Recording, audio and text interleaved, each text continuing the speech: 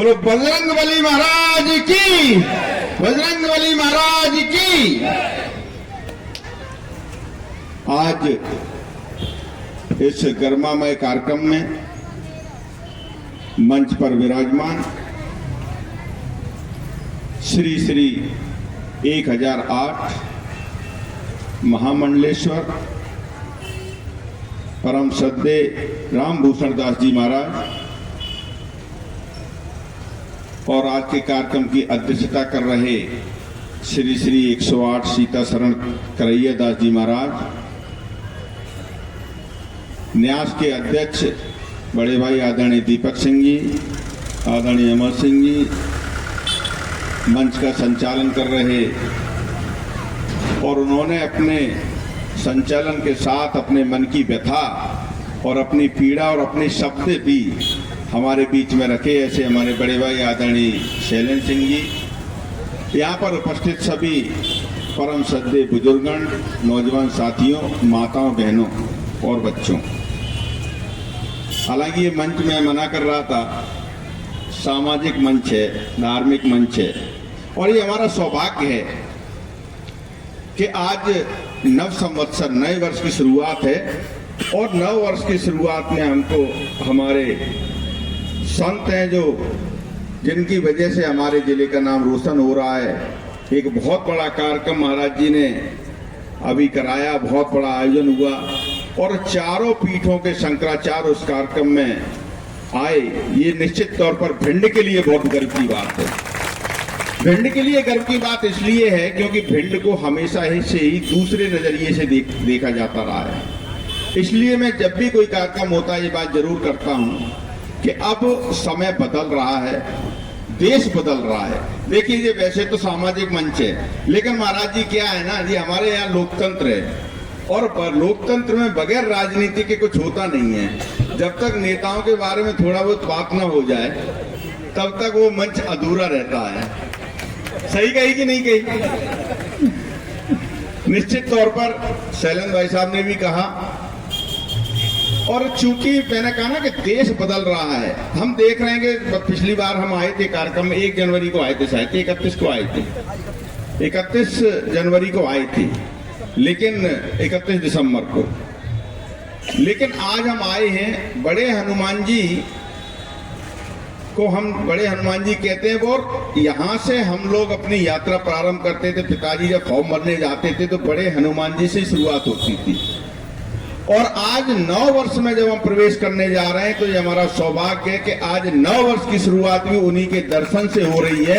ये निश्चित तौर पर हमारे लिए अच्छे संकेत हैं, हम लोगों के लिए बहुत अच्छे संकेत हैं और निश्चित तौर पर ये देश में बदलाव की लहर है और बदलाव की लहर इसलिए है क्योंकि हम जागृत हो रहे हैं, धर्म के प्रति जागृत हो रहे हैं, अपने मंदिरों के प्रति जागृत हो रहे हैं। जो विरासत जो हमको पूर्वज देकर गए, हम उनको सहेज के रख नहीं पाए थे, लेकिन वो सहेजने का और संवारने का काम भी हम कर रहे हैं लगातार। आप बनारस चले जाइए, आप महाकाल चले जाइए, मैं महाकाल गया, आपको यकीन नहीं होगा अगर कोई नहीं गए हो, निश्चित तौर पर दर्शन करने जाएं, बहुत बड़ी संख्या बढ़ गई है। 2-3 लाख व्यक्ति प्रतिदिन वहां पर दर्शन करने जा रहा है और बहुत ही भव्य स्वरूप जा रहा है। मतलब आप देखिए 850 करोड़ रुपए वहां पे खर्च होने वाले हैं, 350 करोड़ अभी खर्च हुए हैं, 550 करोड़ के काम और होने वाले हैं। बहुत ही भव्य वो लोग बनाया जा रहा है। तो निश्चित तौर पर हमारी आस्था में वृद्धि होगी और हमारी जो आने वाली पीढ़ी है उसको जो हमारी सभ्यता है, जो हमारा इतिहास है, उससे भी प्रेरणा मिलेगी। तो निश्चित तौर पर हमने कहा हमारे बीच में आज नए वर्ष के दिन हमको आशीर्वाद देने के लिए हमारे संत आए हुए हैं, हम उनको सुनेंगे भी। और आपने कहा कि मंदिरों की, समाज में मंदिरों की भूमिका, निश्चित तौर पर उसके लिए समाज को बैठना पड़ेगा। हम बैठ रहे हैं, ये निश्चित तौर पे परिवर्तन है कि आज हम 9 संवत्सर हिंदू नव वर्ष मना रहे हैं। हम भूल गए थे, अपनी परंपरा ही भूल गए थे।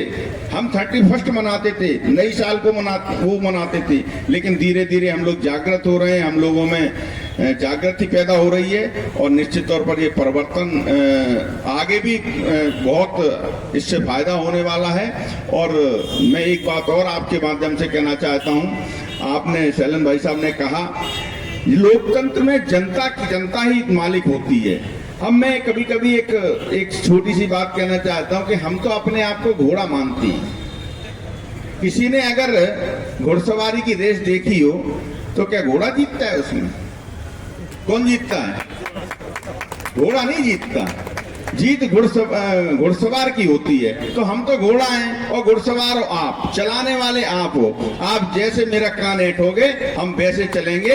आप ही मालिक हो। निश्चित तौर पर आपकी सेवा करने का जो मौका मिला है, आपकी सेवा में कोई कमी नहीं आने देंगे और प्रयास भी हम यही कर रहे हैं। बनखंडेश्वर महाराज के लिए अभी प्रदेश सरकार से हमने 40 लाख रुपए अभी आ गए हैं, करीब 60 लाख रुपए और आने वाले हैं। उनका भी कार्य बहुत जल्दी प्रारंभ होने वाला है। और भी जो हमारे प्राचीन मंदिर हैं उनको भी सजाने संवारने का काम हम लगातार करते रहेंगे। आपका स्नेह आशीर्वाद लगातार बना रहे। बहुत बहुत धन्यवाद।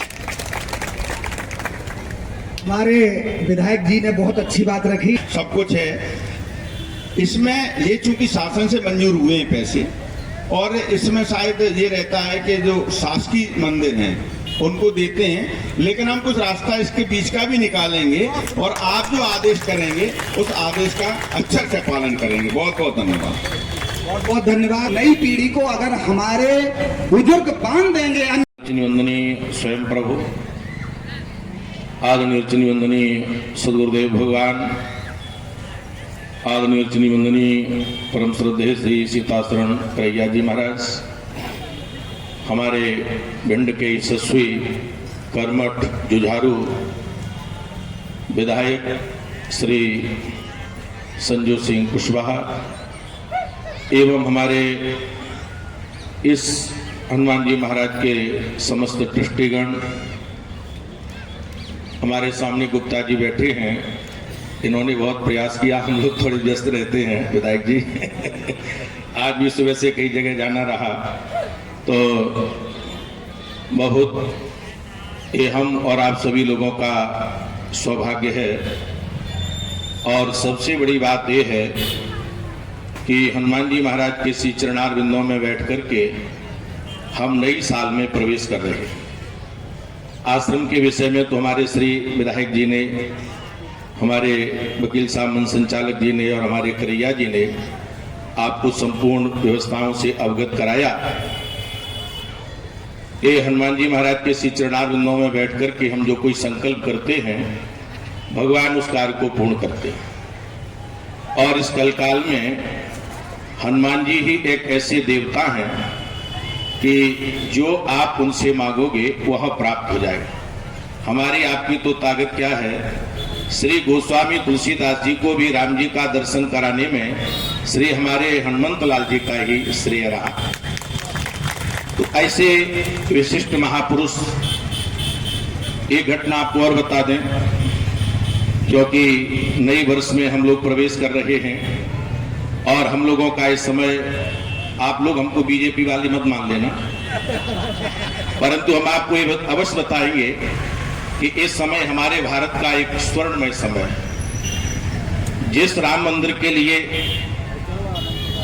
बड़े बड़े संत, बड़े बड़े वीरों ने बलिदान दिया, और आज भारत के प्रधानमंत्री श्री मोदी और उत्तर प्रदेश के यशस्वी मुख्यमंत्री हमारे श्री योगी जी, आदित्यनाथ योगी, जो हमारे संत भी हैं, उनके अथक प्रयास से ये राम मंदिर बन रहा है और बहुत अल्प समय में श्री राम राजा सरकार उस मंदिर में विराजमान है।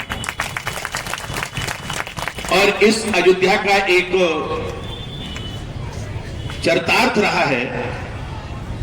ये जो अयोध्या है, अभी यहां पर भिंड और मुरैना की बात रही, तो हम लोग बहुत बड़े भाग्यशाली हैं कि हमारा मध्य प्रदेश में जन्म हुआ। हमारे यहाँ दो पूर्ण ब्रह्म है, भगवान राम और भगवान कृष्ण। हमारी ओरछा की मधुकर शाह की धर्मपत्नी रानी गणेश कुंवर अयोध्या से श्री राम राजा सरकार को इस मध्य प्रदेश में ओरछा की भूमि में आकर के उन्होंने बिठाया। दूसरा, हमारे लीला पुरुषोत्तम भगवान कृष्ण ये स्वयं विद्या अध्ययन करने के लिए मध्य प्रदेश में महाकाल की नगरी क्षिप्रा के तट पर श्री उज्जैन में सादीपन गुरु जी के यहाँ विद्या अध्ययन किया। तीसरी बात यह है कि जब श्री रघुनाथ जी महाराज इस धराधाम को छोड़ करके जा रहे थे तो अयोध्या में किसी को उन्होंने छोड़ा नहीं, सब परकर वो गए। हनुमान जी से कहा कि आप भी हमारे साथ चलो। हनुमान जी ने कहा कि सरकार आप कहां ले चलोगे? उन्होंने कहा साकेत में। तो हनुमान जी कहते हैं कि साकेत में क्या मिलेगा? रघुनाथ जी कहते हैं कि साकेत में हम स्वयं निवास करते हैं। तो हनुमंत लाल जी ने कहा कि सरकार आप तो हमारे हृदय में निवास करते हो, हम जो वस्तु चाहते हैं वो साकेत में है कि नहीं? उन्होंने कहा आप क्या चाहते हो? तो हनुमंत लाल जी ने कहा कि क्या वहां पर संत हैं? राम जी ने कहा कि नहीं, संत नहीं है। क्या वहां पर पवित्र नदियां हैं? उन्होंने कहा कि पवित्र नदियां भी नहीं है। क्या वहां पर कथा है? राम जी ने कहा कि कथा भी नहीं है। तो हनुमंत लाल जी ने कहा कि जहां पर कथा नहीं है, जहां पर संत नहीं है, जहां पर पवित्र नदियां नहीं है, वहां हनुमान जाने के लिए तैयार नहीं। आप कहां विराजोगे? उन्होंने कहा कि इस मृत्यु लोक में। कब तक रहोगे? जब तक भगवत कथा होगी। तो आज जहां पर 22 साल से रामचरितमानस चल रहा है और उसी का एक प्रतिफल है, विधायक जी ने तो आप लोगों को आश्वस्त कर ही दिया। बड़ा भव्य दिव्य मंदिर बड़े हनुमान जी महाराज का यहाँ पर बनेगा। ये भगवान के श्री चरणारविंदों में प्रार्थना। और बजरंगबली की, और घनता धाम की।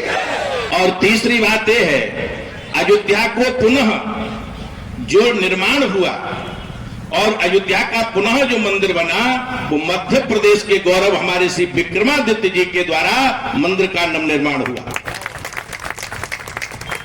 प्रयागराज जब स्नान करने के लिए काले घोड़े पर बैठ करके आए, काला घोड़ा था, काला शरीर था प्रयागराज का। सरजू जी में जैसे उन्होंने स्नान किया, विक्रमादित्य शिकार करते करते अयोध्या की झाड़ियों में थे, तो उन्होंने जैसे स्नान किया तो उनका शरीर स्वच्छ हो गया, साफ हो गया। घोड़े को स्नान कराया, घोड़ा भी महाराज स्वच्छ और साफ हो गया। विक्रमादित्य ने एक दृश्य देखा तो विक्रमादित्य ने दौड़ करके उनके चरण पकड़ लिए और कहा कि आप कौन हो?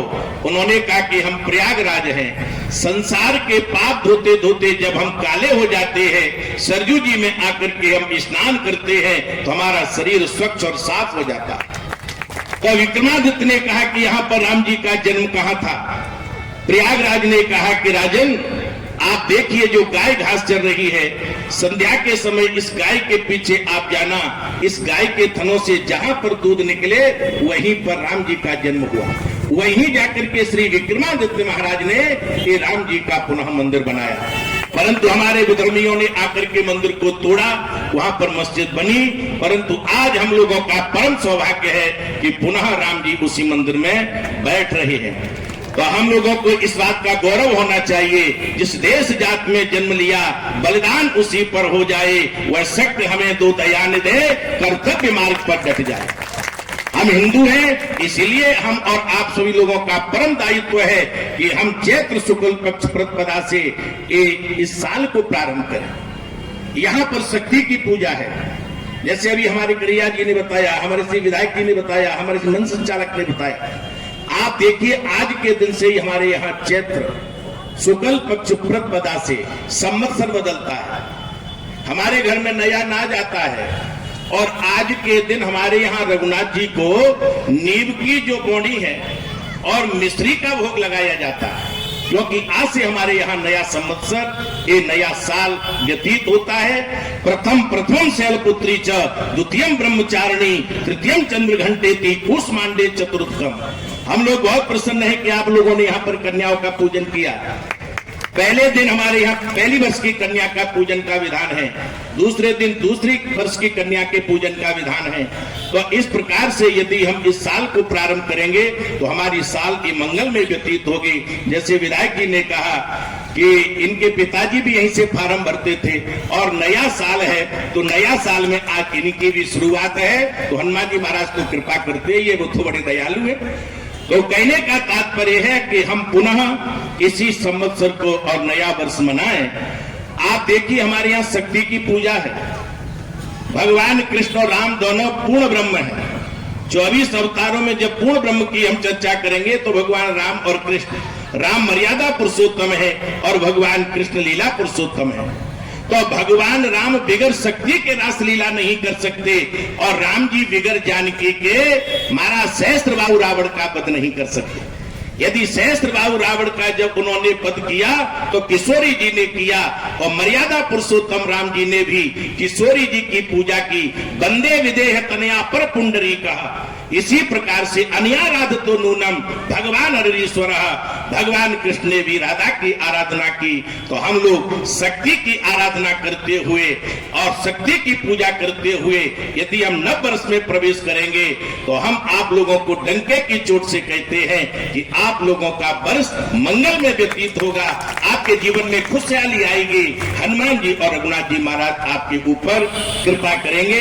इन्हीं शब्दों के साथ हम अपनी वाणी को विराम देंगे, क्योंकि हमको एक्चुअली 5 बजे ही निकलना था, तो अभी हम थोड़ी विलंब में है। तो भगवान की कृपा है और आप कमेटी वालों को, हमारे विधायक जी गुणेंद्री को पवित्र करें।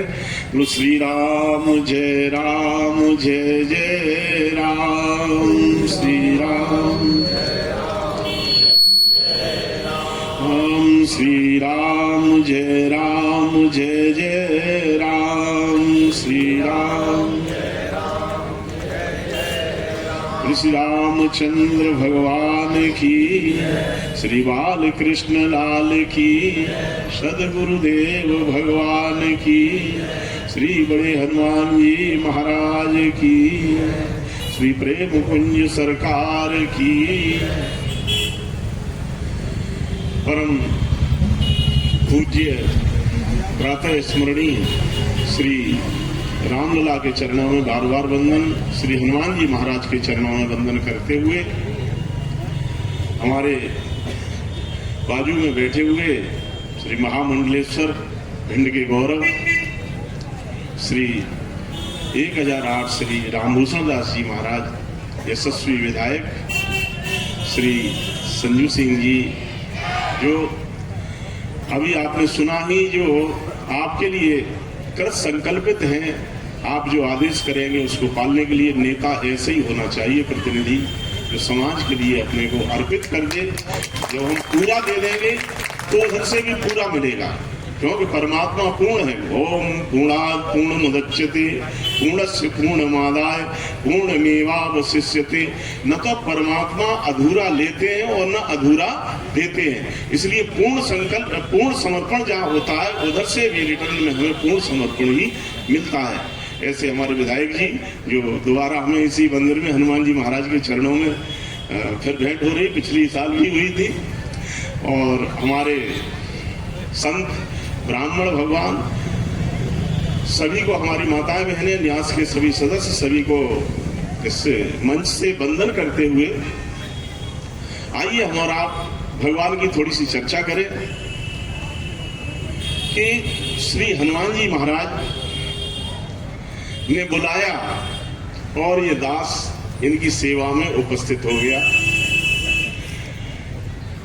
न्यास नहीं बना था, जो भी योगदान हुआ कोशिश करते रहे और न्यास को संगठित करना, अपने मुंह से ये बात नहीं कहनी चाहिए।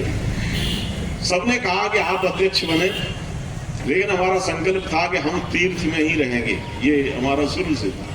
तो यहाँ पर ये सभी जो ट्रस्ट है इसको बनाया और इसके बहु अध्यक्ष उस समय बने थे और हमने इसमें कोई पद न लिया। ये बात हमें स्मरण आ रहा है कि एक बार श्री महामंडलेश्वर राम कुमार दास जी यहाँ पर आए हुए थे और जो हमारे इस समय वक्ता के रूप में मंदिर की तरफ से शैलेंद्र सिंह जो दीक्षा भी शिष्य हैं अपने, एक उन्होंने ये कहा था कि ये मंदिर हमारा है महाराज जी। तो उसमें इनका ये शब्द था, वो हम दोहरा रहे कि हमारे महाराज जी त्याग करते हैं, कोई पद नहीं ले रहे यहाँ पर, तो आप कैसे संत हैं जो यहाँ पर अपना अधिकार जमा रहे, पद ले रहे हैं। इस एक शब्द में श्री महाराज जी निरुत्तर होकर के यहाँ से वापस चले गए। हालांकि उन्होंने कोई नागा जी वगैरह को भेज करके यहाँ पर थोड़ा 4-6 महीने के लिए कब्जा भी करने की योजना बनाई, लेकिन एक उत्तर में तो ये वक्तव्य का और असलियत का और सत्य भाषण का ये नतीजा है कि ये सामने जो सब खड़े हैं सबको पता है। और यहाँ पर सेवा होती रही। हमारा प्रयास रहा कि हम जो अभी मंदिरों की भूमिका जो सामाजिक क्षेत्र की हमारे यशस्वी विधायक और शैलेंद्र जी सब बता रहे थे, ये होनी चाहिए। लेकिन अगर नींव कमजोर होगी तो कितना भी बड़ी बिल्डिंग बनाई जाए वो कमजोर ही रहेगी। हमारी जो भावी पीढ़ी है वो हमारी नींव है। विशेष करके जो हमारे सोच में आ रहा है कि मंदिरों में माता बहनों की भूमिका अग्रणी रहनी चाहिए और हमेशा हमारे सनातन धर्म में अग्रणी रही ही है।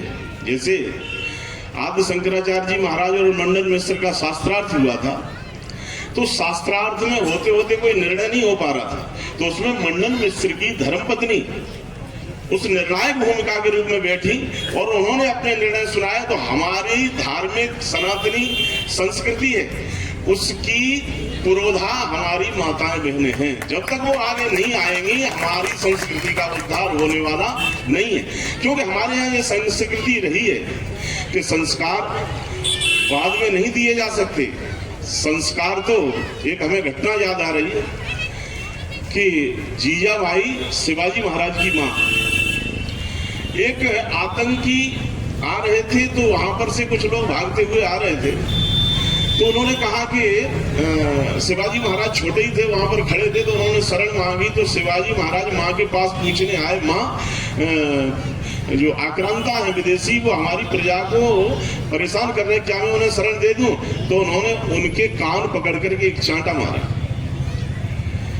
ये सत्य घटना आपके सामने विदित कर, चांटा मारा और फिर आंख में आंसू भर करके बोली कि बेटा ये तेरा दोष नहीं, ये दोष मेरा है। मुझे याद है कि मैं नदी में स्नान करने गई थी और तू छोटा था, पालने में सो रहा था और तू रोने लगा, तो जो हमारी दासी थी वो तुझे दूध पिलाने लगी और मैंने नहाते समय देखा और मैं दौड़ी वहां से और दौड़ करके आई। तब तक एकाध घूंट तेरे मुंह में आया और मैंने आकर के तुझे उल्टा करके वो तेरी पीठ में घूंसा जमा करके वो सारा का सारा दूध बाहर निकाल दिया। क्योंकि दूध में संस्कार होते हैं कि मेरा संस्कार था कि शरणागत में अगर कोई आ रहा है तो पूछने की आवश्यकता है कि हम शरणागत की रक्षा करें। क्योंकि जब श्री हनुमान जी महाराज ने विभीषण के बारे में जब बोला तो शरणागत बक्षण भगवान, हमारे भगवान का, हमारी आदि इस सनातनी संस्कृति के पुरोधा भगवान श्री रामचंद्र है। और रामचंद्र जी भगवान यद्यप दुश्मन का भाई आया उस समय भी वो कहते हैं कि शरणागत वत्सल भगवान। श्री हनुमान जी महाराज ने याद लगाई कि हम शरणागत का धर्म निभाएंगे। शरणागत को जेत जे निज अनहित अनुमान, तेनर पामर पाप में तिने बिलोकत हान। वो तू क्या कह रहा है शिवा? मेरा ये दोष रहा कि एकाध बूंद उस दासी के दूध की तेरे अंदर चली गई, जिससे तुझे पूछना पड़ा ये कि माँ मैं अपने शरणागत की रक्षा करूं। ये हमारी माताओं के बहनों के संस्कार हैं, संस्कार हमारी संस्कृति। अब हमारे यहाँ महाभारत है, श्रीमद् भागवत है, रामचरितमानस की कथाएं, वो एक हमारे समाज के लिए दूषित है। समाज उससे कल्याण नहीं होगा। अरे हमारे यहाँ तो संस्कृति है कि हमारे यहाँ महाभारत की कथा पढ़ी। महाभारत को पंचम वेद के नाम से जाना जाता है। वहां पर अभिमन्यु क्या बाहर शिक्षा दी गई थी? अभिमन्यु तो अपनी पेट में सीखा था। उन्हें धर्मराज जब परेशान हो रहे थे कि युद्ध कौन करेगा पितामह भीष्म से, जहां द्रोणाचार्य, पितामह भीष्म तो धराशायी हो चुके थे, द्रोणाचार्य जी महाराज की जो उन्होंने घेराबंदी की थी उससे कौन तोड़ेगा इस चक्रव्यूह को? तो अभिमन्यु बोला मैं तोड़ूंगा। दादा बोले तुम कैसे तोड़ोगे, तुम तो बहुत छोटे। बोले नहीं, मेरी माँ को जब मैं पेट में था, गर्भ में था, तब हमारे पिताजी वो सुना रहे थे अर्जुन जी कि 7 चक्र भेदन की कथा सुना रहे थे और मेरी माँ उस समय सो गई जब उसमें से निकलने की कथा सुनाई, इसलिए मुझे वो निकलना नहीं आता। भीम बोले मैं निकाल दूंगा। तो हमारी माताओं बहनों के अंदर संस्कार, हमारे यहाँ 16 संस्कारों की प्रथा है, जो 3 संस्कार तो पहले ही हो चुके हैं। जैसे सीमंत संस्कार है, गर्भाधान संस्कार है और पुंसवन संस्कार है। ये संस्कार बच्चे के बाहर आने से पहले ही हो चुके होते हैं और हमारे यहाँ ये संस्कार ही भूलते जा रहे हैं। और फिर हम असंस्कारी लोगों के ऊपर संस्कृति की रक्षा का भार अगर ला दें तो कैसे ढोएंगे, उनसे नहीं चला जाएगा। इसलिए हमारे बीच में अपने हिंदू समाजों में ऐसी जब कन्याएं बड़ी होती धीमहि देवो यो न प्रचोदयात् ॐ भूर्भुवः स्वः तत्सवितुर्वरेण्यं भर्गो देवस्य धीमहि देवो यो न प्रचोदयात्। जो इस देश में चल रहा है वह कहीं ना कहीं आम जन के बीच में फलीभूत होते उपहार हमारे सम्माननीय अतिथिगण को पहनाए हो उर अंतर में भारती हो, भारत की थाती वो अतीत लिख दीजिए।